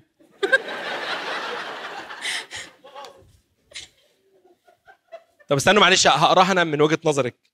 هي كانت أول مرة تركب مواصلات في مصر، فلقيت شخص يرمي على الركاب شوكولاتة، فافتكرته إنه شيء طبيعي لحد ما جه ولمهم تاني.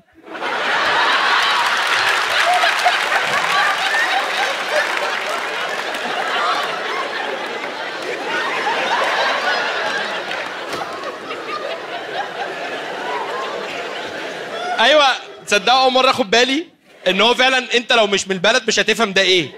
وبعدين هو ما فيش ابتسامه، هو بيطلع يقول حد عايز شوكولاته، وبعد كده فجاه بيقوم مقموص. طب هاتوا. اتفضلي. هو فعلا ده اللي حصل، فأنا كنت لابسة السماعات. قربي المايك من بقك. فمش سامعة هو إيش بيقول، ففجأة لقيته بيرمي شوكولاتات على الناس، فاللي هو انا ايش فيه؟ فقلت خلاص عادي يعني. انت افتكرتيه حب من اول نظره.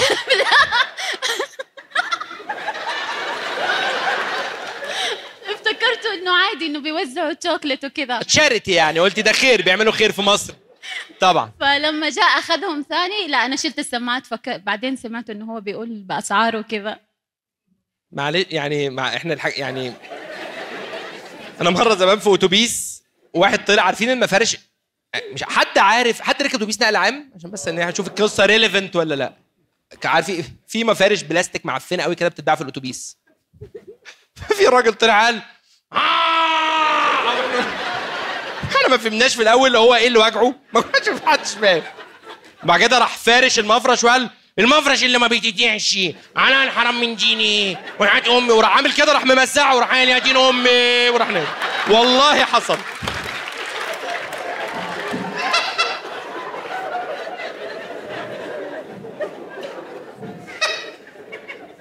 نسيت مفتاح الشقه جوه الشقه مرتين في يومين ورا بعض، واضطريت انط من الشقه اللي جنبنا، مع العلم اني ساكن في الدور ال 14. سبايدر مان. فين سبايدر؟ هو مش كاتب اسمه. ما ينفعش تقول حقيقتك عشان ما تبقاش من الخوارق.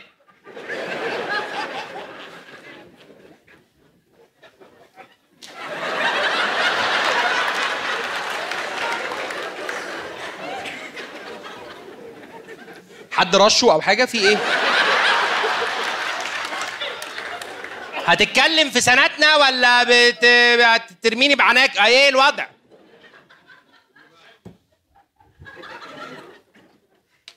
تسنيم معانا هتتكلم ولا تسنيم خجوله؟ ايوه يا تسنيم. بقالي في الكومباوند 4 سنين. قليل. مره واحده ركبوا البتاع اللي بخرم، اللي بيخرم فيه ايه يا ماما؟ بيخرم الكاوتش في حته كنا متعودين نلف منها. انا قلت اكيد مش قصدهم العكس، مع انها كانت بانيه، هي كاتبه بانيه، هي باينه يا ماما. قلت اكيد هي فين؟ اتكلمي عشان انا حاسس ان انا بفك يعني حكر تسنيم. هي حته هو جوه الكومباوند وحطوا البتاع اللي بتخرم الكاوتش عشان ما تمشيش عكسي. المطب العكس ده. ايوه. في حته كل الناس بتلف منها كل يوم بقالنا 4 سنين، يعني حته بديهيه جدا. فانا قعدت اقول يعني هي باينه انها ناحيتي، بس انا قعدت اقول اكيد هم مش غباء دي. بس 3 كاوتشات على الارض. حضرتك متجوزه؟ قبل الكاوتش ولا بعده؟ يعني الانفصال حصل قبل ولا بعد؟ عملتي ايه؟ دخلتي في المطب تمام؟ ايوه بالظبط كده. كيفين؟ امريكا تعال. تمام. ال4 راحوا ولا كاوتش واحد؟ 3 وكان لازم عملتيها ازاي بالله عليك؟ والله خرمتي 3 ازاي؟ يعني مش عايزه اقول لك دفعت كام يوميها يعني. مش مهم دفعتي كام، خرمتيهم ازاي؟ احنا عاوزين نعرف. اصل مفيش، ما انا عديت بالعربيه. ففي كاوتش منهم اللي صمد، حس ان خلاص معلش هي تعبانه هنعمل لها ايه؟ ال3 راحوا. ال3 راحوا. طب وعملتي نفسك يعني تماديتي؟ قلت لهم دي غلطتكم، ماليش دعوه الكومباوند اللي حاسبني على الكاوتش ولا؟ طبعا عملتي كده طبعا. اصل انا ما كنتش عارفه احرك العربيه ونش بقى وكده. نعم. انتهى في اسم ايه الموضوع؟ لا ما انتهاش في الاسم، رحت غيرت الكاوتش. هم خدوها قالوا لها تعالي حضرتك بالعقل، حضرتك عماله تزعقي بقالك ساعتين، تعالي حضرتك بصي بس مش هنتكلم يعني بصي. لا انا الارجيوم بتاعتي ان هم المفروض لو هيعملوا حاجه جديده يحطوا يافطه، يعدوا على التوك توك او حاجه. لا تقريبا اهالي الكومباوند الكرام، تم تركيب مطب عكس في الملف المنطقي برجاء النظر. افتح عينك تاكل ملبن. لا ما طلعوا حاطين يافطه بس ما يشوفهاش غير اللي جاي من الطريق الصح، غير اي حد عنده نظر. حاطين يافطه كبيره مكتوب عليها احذر المطب. اوكي ربنا معانا. هقول دعاء المطب.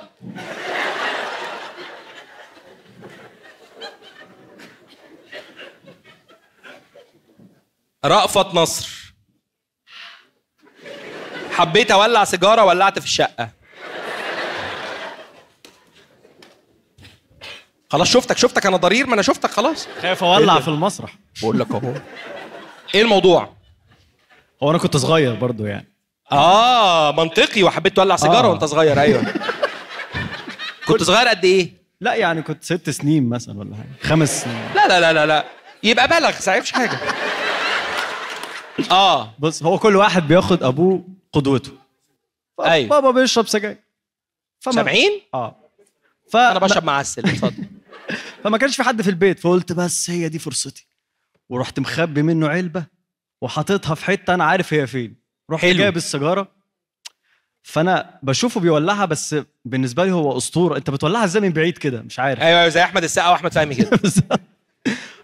رحت انا حاططها على ترابيزه.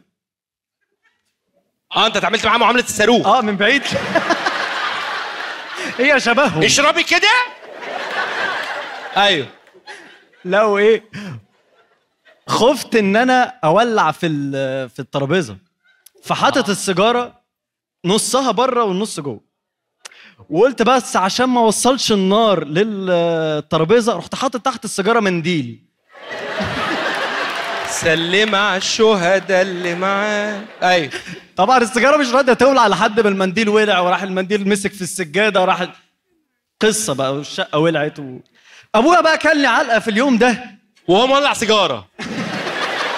هي دي اللي انت عايزها؟ لا هي دي. بس انا بقى هيموت ويعرف انا ليه ولعت في الشقه يعني لحد هو ما يعرفش دلوقتي؟ لا توفى، بس الحمد لله ما عرفتوش. يعني السر اتدفن معاك انت مش معاه. اتدفن الحمد لله. الدنيا كانت برد قوي ماشي، وواحد فتح البلكونه والباب عشان الهواء الساقع يدخل من البلكونه يخرج من الباب. منال ايه يا منال؟ منال كنا في مكان وفي الشتاء الدنيا باردة قوي، فواحد فتح باب الباك يارد زي البلكونة، وبعدين قلنا له انا فاهم يعني ايه باك يارد، مش للدرجه دي. الفسحه اللي ورا اللي بيبقى فيها الغسيل والفيران والنبراس. وبعدين قلنا له الدنيا برد لازم يقفلها، فقال لا انا هفتح الباب عشان الهواء الساقع يدخل ويخرج من الباب. مين اللي عمل كده؟ واحد عايش معاكم في البيت؟ لا هو واحد كان بيشتغل عندنا.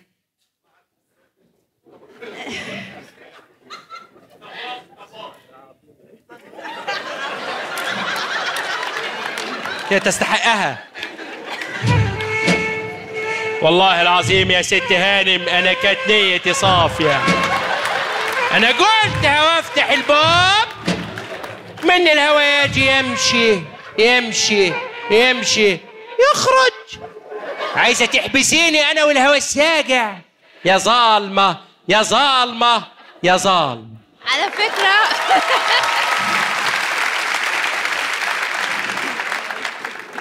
هو كان بيتكلم كده عشان هندي.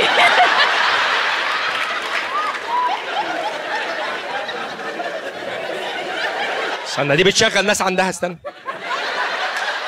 هروح اعمل لها ديفيليه. انت فين يا فندم؟ انتوا اقطاعيين؟ صباعي وجعني قوي مش قادر، بس عادي اضحي. مساء الخير. فين؟ معاه بكالوريوس سياحه وفنادق، عليا النعمه. اشتغلت ستيوارد بالحب، واديله بالسفنجه. هو كان بيتكلم زيي بالظبط؟ اوكي. اي حد اقرع بدقني يطلع يكمل، انا خلاص لقيتها.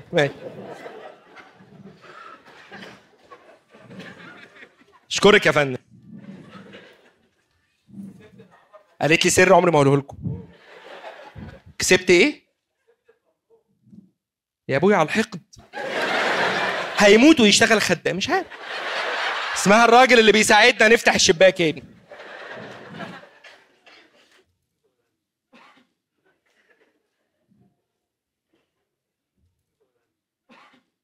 هكمل بقى الحفلة كده. أكتر موقف غبي، أنا كل مرة أخرج مع أصحابي أرجع البيت مكسور ومش عارف ده غباء ولا إيه. غباء يا ياسين. ما دام متكررة يبقى غباء. فين ياسين؟ إيه الموضوع يا ياسين؟ أنت بترجع كل مرة بتخرج مع أصحابك بترجع مكسور. بتتكسر إزاي؟ بغباء. إيه اللي اتكسر يعني؟ يعني ايديا مثلا. أنت قد إيه يا ياسين؟ عندك كام سنة؟ 15. حلو. وعايش هنا في مصر؟ طب ما تكلمني كده، ما تقول لي خد ودي معايا بشكل ودي. ايدك اتكسرت ازاي؟ هو انا كم مره كان هزار الولاد يعني كان مكتفني. تمام. مين اللي كان مكتفك؟ صاحبي. تمام. فانا بقى ايه، انا بتمرن كونغ فو. ايوه. فعملت نفسي يعني فومانشي. قلت بقى ايه، انا هفك نفسي منه. فرجعت لورا كده ووقعت انا وهو على الارض وايديا اتكسر. طب حلو، ده كان دفاع عن النفس. صباعك اتكسر ازاي؟ ده مره تانية. كان مكتفك برضو؟ لا. امال ايه اللي حصل؟ بلعب كوره ودخلت في واحد صاحبي بصباعي.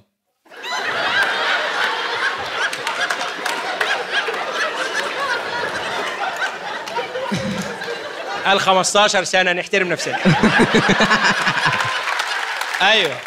لا ايه تاني اتكسر يا ياسين؟ مش كده. عدي الصباع، عدي الصباع، عديه. ايوه. ايه اتكسر تاني غير رجلك وصباعك؟ ايدك وصباعك. هو بس يعني طب يا عم ده مرتين. لا يعني كذا مره بس يعني بس نفس الاماكن بتتكسر. انت حبيت الموضوع يا ياسين. اوكي. انا برضو كنت بتكسر كتير وانا صغير. ايوه. مره صباعي نفس الصباع ده والله العظيم اتخلع. واحد صاحبي حدف عليا كاوتش عربيه. معرفش ليه كنا بنحاول نجرب ان لو هو حدف عليا كاوتش عربيه فانا احاول انط وانزل انا والكاوتش جوه بعض.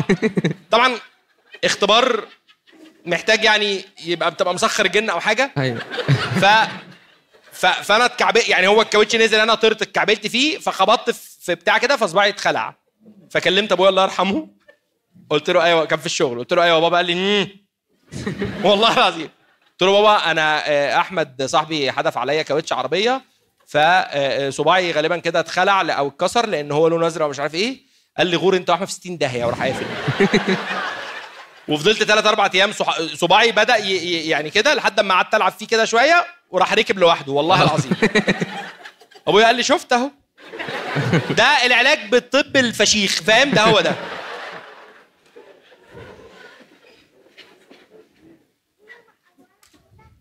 سميحه اخويا عمل حركه غبيه في الجيم وكنت محذراه قبلها. كده اعمل كده كده. ايوه. هاي سميحه يا مسرقه ولا لسه المايك ما راحش ولا انا مش شايف؟ ايوه. مساء الخير يا فندم. ايه اللي حصل؟ هو كان في حركه جديده هيعملها في الجيم هو كان خايف منها وبتاع. حركه جديده؟ ايوه. في الجيم؟ ماشي. هو بيتمرن رياضه كده يعني مش الجيم العادي.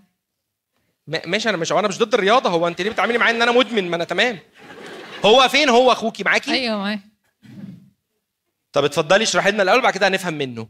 بس هو قاعد يقول لي ان انا خايف وبتاع اعملها عشان هي حركه فيها صعبه يعني.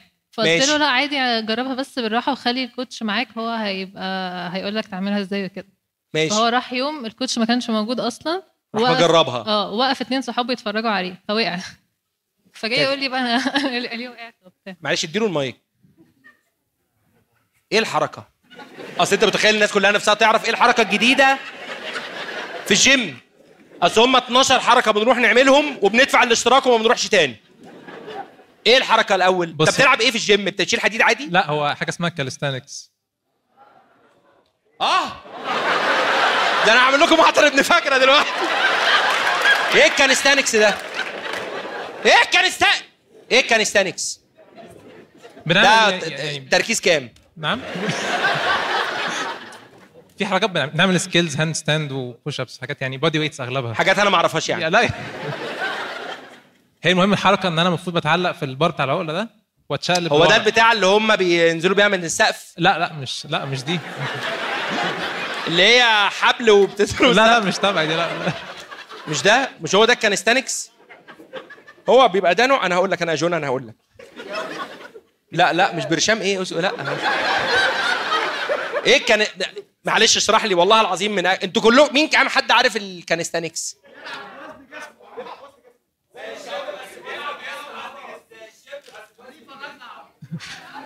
هي تمارين بس بوزن جسمي يعني. هو في حد في الاخر ردح قال بيمسك العقله يا عمر؟ ايه يا حبيبي في ايه؟ اللي هو انت جمباز. بص هو شبه الجمباز يعني شويه قريب يعني. ماشي. المهم فانا اروح بدري. انا عارف الكروس فيت لسه بتفرج على فيديو عنه. هو شبهه شويه. ماشي. فانا المفروض التمرين انا اتعلق على العقله واتشقلب لورا. والله العظيم دي يعني اتفضل. ما هو انا رايح بدري في الجيم عشان ما يكونش حد موجود عشان لو وقعت ما يبقاش شكلي وحش او ما حدش يلحقك تبقى توفيت وخلصنا.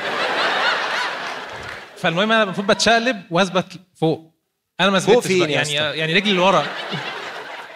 يا اسطى انا جبت 3 اصحابي عشان اعمل واحده عقله تصور فشلنا. قعدنا نقول يا رب انت يا ابني شيل شبك لي.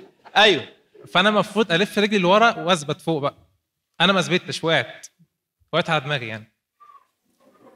وحصل لك ايه؟ لا يعني لسه دايخ من ساعتها بس عادي الحمد لله يعني. هو الفكره انا رايح بدري عشان ما يبقاش شكلي وحش لما اقع يعني. هو بيعيد الكلام. هو الوقعه خبطت على دماغه. هي الفكره اصلا الفكره كانت اي حاجه قديمه للبيع الكانستانكس. انت بتشتغل ايه؟ انا دكتور. وايه اللي حصل في الجيم؟ ما انا دكتور تقريبا. طب انت دكتور ايه؟ يعني لسه ممارس عام، لسه ما اتخصصتش، يعني لسه مخلص بكالوريوس. يعني انت دكتور في مدرسه الحياه؟ مش فاهم يعني انت لسه في سنه اولى؟ لا انا مخلصت امتياز بس ماسك تكليف، يعني ده اسمه ممارس عام لحد ما اتخصص. يعني هتعرف تعالج صباعي؟ ما نطلع منك باي حاجه. معاك انفيتيشن للجيم اروح العب معاك كانستانكس؟ لا ما انا بطلت اروح بقى. في اول ما جالي خير راح بتفتقر.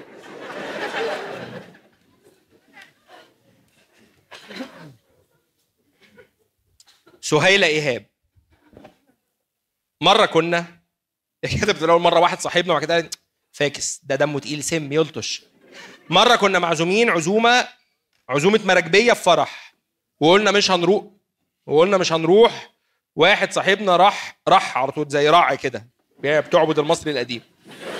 راح بعت للعريس وهو احنا معزومين ولا ايه، ويبعت اللوكيشن يا راجل يا ناطع وكده. يعني الناس اللي جلدها تخين دي. ايوه. فين سهيلة؟ ايوه انا يا معاها مايك ازاي؟ فين سهيلة؟ ايوه انت هنا، اتفضلي يا سهيلة. هو احنا اصلا هو المستر بتاعنا يعني، فهو كان عازمنا على الفرح او مش ما عزمناش حتى، ده هو راح قال له الفرح بتاعك امتى بقى، اصل احنا هنيجي وكده وبتاع.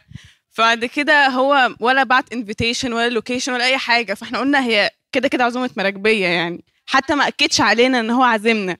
بعد كده راح يومها راح صاحبنا ده بعت له على الواتساب واحنا هنيجي بقى ولا ايه، اصل انت ما بعتش لوكيشن. انتوا ليه كنتوا منتظرين تروحوا فرح المدرس بتاعكم؟ لا هو المدرسين يعني بيبقوا اصحابنا قوي يعني. انتوا عايشين فين؟ انا كان يعني انا انت في سنه كام معلش؟ لسه مخلص ثالثه ثانوي. امال انا ليه ما عشتش ده يا جماعه؟ انا كان الراجل عنده عصايه اسمها البرنس، كان بيقول لك هدوقك البرنس.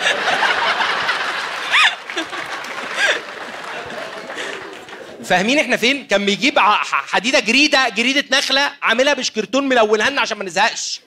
يعني بيلفها كده حلزون زي النانكس ده، هو ده بيلفها كده بشكرتون ازرق واصفر مثلا، يقول لك تعالى ادوقك البرنس. فانت فاكره بتاع الكبده، تروح تلاقي بقى ايه، فاهم؟ المهم فانتوا بعتوا للمستر على الواتساب قلت له ايه يا برنس؟ مش احنا هو صاحبنا اللي بعت. احنا اصلا قلنا خلاص يا جماعه مش هنروح، فهو بعت بقى من نفسه كده. ورحتوا فعلا؟ لا ما رحناش. وصاحبكم راح؟ لا هو اصلا المستر ما ردش عليه. ما اكيد، ما هو الوحيد اللي غير سوي في القصه دي انتوا مش المستر. المستر كان في الفرح واصحابه حواليه والدنيا كانت بايظه معاه. هيجي الطلبه مش هينفع يشوفوا المنظر ده، فاهم حاجه؟ مش هينفع.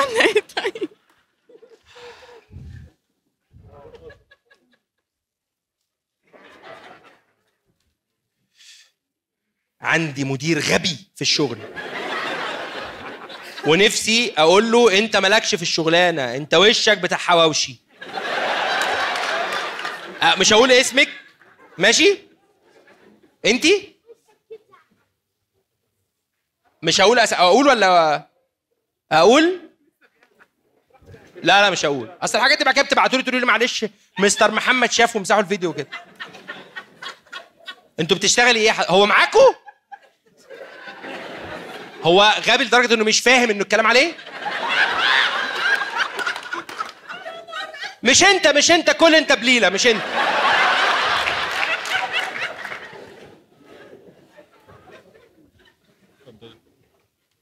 انتوا في ميتنج ولا انا ايه؟ لا ايوه اتفضلي. هو غبي قوي الصراحه يعني، عارف اللي هو تبقى واقف تتكلم معاه كده فهيقول لك لا تقلق وهو حرفيا مش فاهم حاجه اصلا، فاهم؟ انتوا بتشتغلوا ايه؟ شركه ادويه. شركه ادويه؟ هو مدير. ماشي. هو في المجال الطبي ولا في المجال بقى الحاجات التانية اللي هو مثلا سيلز؟ لا سيلز، هو سيلز.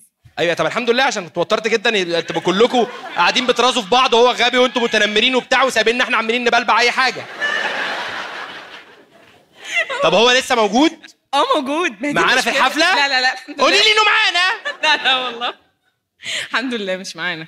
الحمد لله بالنسبه لك مش بالنسبه لنا. طب هو غبي بيعمل ايه يعني؟ معلش عشان انت برضه الراجل مش موجود احنا نرد غيبته لو انت اللي ظالمه. لا هو صدقني غبي.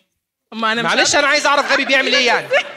ما مش بيفهم الكلام، يعني مش بيفهم يعني مثلا اجي اتكلم معاه كده في موضوع والدنيا جد وحاجه يعني اللي هو لا لازم ترد عليا لا تقلقي، اللي هو انا هعمل ايه بلا تقلقي؟ فيعني اديني حاجه تريحني. ايوه صح يا جماعه. انا لما اتجوزت رحت بيت بقى جوازي. انا طول عمري عندي، معلش انا اسف هقطع كلامك لان مش عايزين نتكلم مع الراجل. انا طول عمري عندي مشكله مع المكوجيه، ماشي؟ انا بحب حاجتي تبقى مكويه كويسه قوي، ومن الناس اللي بحب التيشيرت يبقى فيه كسره هنا وحاجات كده. فعلى طول عندي مشاكل مع المكوجيه، مش عشان كويهم وحش، عشان هم بيسروا.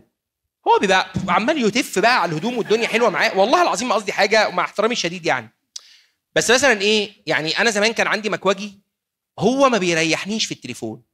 يعني اقول له الو ايوه يا كذا، يقول لي اي. اقول له لو سمحت انا عاوزك مثلا تبعت حد ياخد المكوى عشان انا عندي حاجه مهمه. مين؟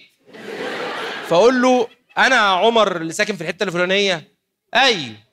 اقول له انا في طقم عاوزه عشان عندي حاجه مهمه. فين؟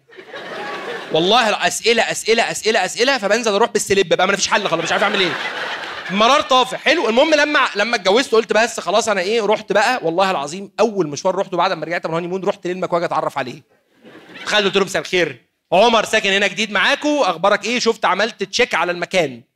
كان عاقل جدا، قال لي تمام واحنا عندنا كل حاجه، بتيجي متبرشمه متأستكه عشان لا مش حلو.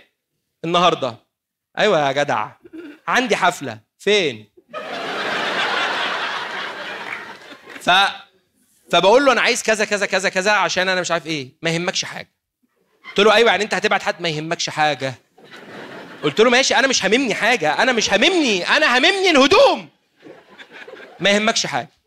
قلت خلاص فهم، قفلت فضلت قاعد شويه، ما حدش جه، رحت بتصل بيه قلت له ايوه، قال لي ايوه يا باشا. قلت له يا باشا ما الراجل ما جاش، ما يهمكش حاجه. نزلت انا رحت خدت الحاجه اديتها له قلت له كويها، قال لي ما يهمكش حاجه. قلت له يا عم انا خلاص انا اعمل ايه تاني؟ انزل عريان عشان تصدقني؟ ما يهمكش حاجه. هو ما يهموش حاجه. هل هو ده الافتر جوب بتاع مديرك؟ بالظبط. ما يهمكيش حاجه. ما يهمكش حاجه.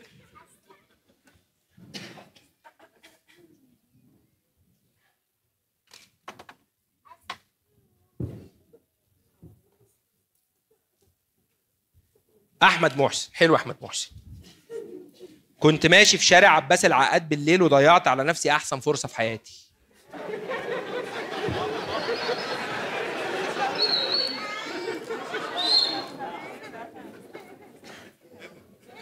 تفتكروا تعرض لايه في عباس العقاد؟ وبعدين هو قفل الدنيا على نفسه وقال ستامب ده احسن فرصه في حياتي. ازيك يا عمر عامل ايه؟ تمام. ايه الفرصه؟ المهم انا كنت عارف عن عباس المهم ايه؟ احنا عاوزين نعرف اللي مش مهم. اللي عايز كنت عارف عن عباس العقاد ده حاجات يعني مش ولا بد، بس عمري ما عديت بحاجه. هو انت مين؟ انت امينيم؟ انت في ايه؟ بتتكلم بسرعه ليه؟ انا بقى عباس عقاد انا بالراحه بالراحه بالراحه بالراحه. احنا عارفين الصدمه كانت صعبه يا ابني. ايه المهم؟ احنا عاوزين نعرف إيه؟ لازم تقول جمله وبعد تقول ايه المهم. في حد بيبدا بالمهم؟ اسمع، انا كنت فاكر ان عباس العقاد ده يعني الناس كانت بتحكي لي ان بيحصل فيه حاجات مش حلوه بالليل يعني. ايه فالمهم انا كنت راجع يعني بالليل مع صحابي، خلصت ومروح وكده في عباس العقاد، فلقيت واحده بتشاورني. فوقفت لها، فبتقول لي بقول لك ايه، هو عباس لا بتقول لي ميدان الساعه فين؟ واحنا بجد يعني واقفين جنب ميدان الساعه خلاص اللي هو اهو. فبقول لها ما هو قدامك اهو. فقالت لي طب لا ممكن بس توروني. فقلت لها لا اهو قدامك اهو. انت غبيه ولا ايه؟ ف يعني كذا كلمه كده قلت لها خلاص اهو، قمت ماشي سايبها. فببص قلت يا نهار اسود، هو ده اللي بقى اللي بيقولوا علينا في عباس العقاد. فالمهم تداركت الموقف بقى وانا ماشي، قلت ده هو ده. طب ما تلف وترجع يا باشا. رجعت ما لقيتهاش. انا فهمت دلوقتي. رجعت ما لقيتهاش، لفيت ورجعت ما لقيتهاش بقى، قمت مروح. ما خلاص بقى كان في حد بقى نبيه شويه خدها خلاص، ورا لها ميدان الساعه. فاهم قصدي؟ طيب احنا هتقول حاجه تاني؟ لا خلاص. طب احنا كده خلصنا يا جماعه، وقتنا خلص. اتبسطتوا؟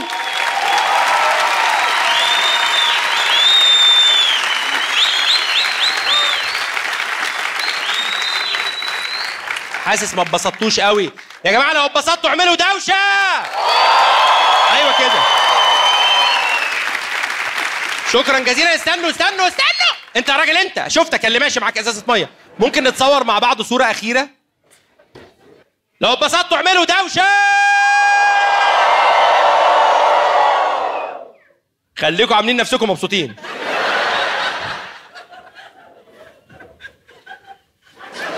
شكرا جزيلا، اتبسطت قوي اني كنت معاكم، والله كنتوا وحشني قوي. اشوفكم الحفله الجايه. شكرا.